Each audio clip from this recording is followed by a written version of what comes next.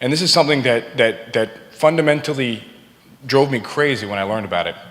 And it's a group of people who thought that the way to deal with campus violence is to allow students themselves to carry guns to school, to shoot the people first.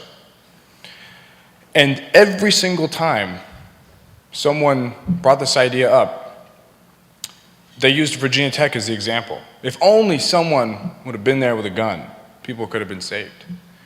I mean, I know everyone who survived that incident. I know every family who lost someone, and not a single one of us thinks that this is how we got to deal with things in the future. I mean, they're not talking about putting a lock on the door. They're not talking about making 2 doors in the room. They're not talking about getting more mental health records in the system. They're not talking about doing background checks on everybody. No, they'd prefer to shoot it out. And actually, one of the guys who sold one of the guns to Cho that day actually came to Virginia Tech and spoke a year later.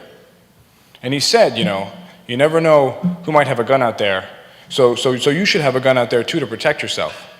And at the end of that speech at our college, he gave a discount to college students at his store.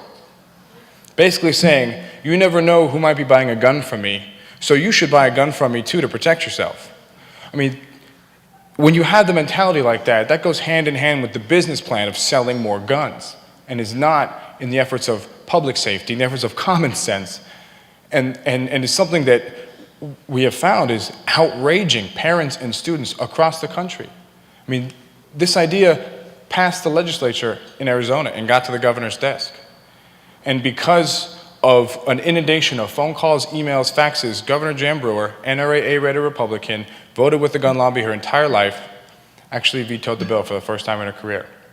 And it was because of the outpouring of support, the outpouring of phone calls from individuals.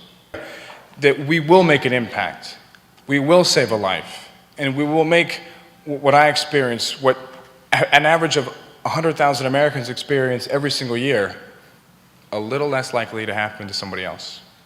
So, thank you very much.